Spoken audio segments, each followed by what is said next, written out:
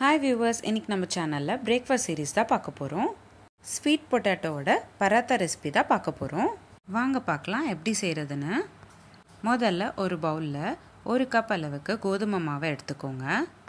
கூடவே 1/4 ஸ்பூன் உப்பு, 1/2 spoon garam masala, 1/4 spoon காரத்தூள், வேக வச்சு மசிச்சிருக்கிற 2 பெரிய சைஸ் சீனிக்கிழங்கு அதாவது ஸ்வீட் பொட்டேட்டோ இது எல்லாத்தையும் சேர்த்துக்கிட்டு கடைசியாக 2 ஸ்பூன் அளவுக்கு தேங்காய் எண்ணெய் சேர்த்துக்கிட்டு நல்லா மிக்ஸ் பண்ணிக்கோங்க.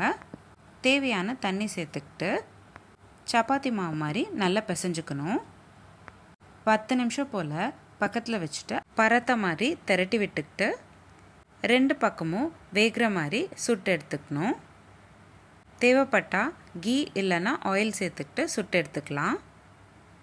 நல்லா திக்காகவே திரட்டிக்கோங்க. அப்போ தான் சாப்பிட்றதுக்கு ரொம்ப சுவையாக இருக்கும். அவ்வளோதாங்க, ரொம்ப சிம்பிள் அண்ட் ஈஸியான அதே சமயம் நல்ல டேஸ்டியாக இருக்கக்கூடிய ஸ்வீட் பொட்டேட்டோ பராத்தா ரெடி ஆயிடுச்சு.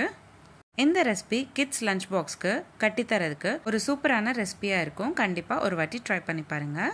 உங்களுக்கு இந்த வீடியோ பிடிச்சிருந்தா லைக் பண்ணுங்கள், ஷேர் பண்ணுங்கள். இதே மாதிரி டெய்லி ஒரு ரெசிபி பார்க்குறதுக்கு என்னோடய சேனல் சப்ஸ்கிரைப் பண்ணிக்கோங்க. இந்த மாதிரி நிறைய சீரீஸ் நம்மளோட சேனலில் போஸ்ட் பண்ணியிருக்கோம். Healthy pasta series, healthy breakfast series, healthy lunch box ideas, kids lunch box ideas, kootu series, kuzhambu series, rasam series, chutney series, healthy starter series, healthy milk shake series, healthy ice cream series, healthy cake series, gluten free recipes, no oil no boil recipes, no onion no garlic recipes, சாதம் series, இந்த மாதிரி நிறைய series நம்மளோட சேனலில் post பண்ணியிருக்கோம். Links எல்லாமே நான் உங்களுக்கு டிஸ்கிரிப்ஷன் பாக்ஸில் ஷேர் பண்ணுறேன். கண்டிப்பாக செக் பண்ணி பாருங்கள். இந்த ரெசிபி எப்படி இருந்ததுன்னு எனக்கு கமெண்ட் பாக்ஸில் கமெண்ட் பண்ணுங்கள். மீண்டும் சந்திப்போம் ஒரு சுவையான ரெசிபியுடன். தேங்க்யூ.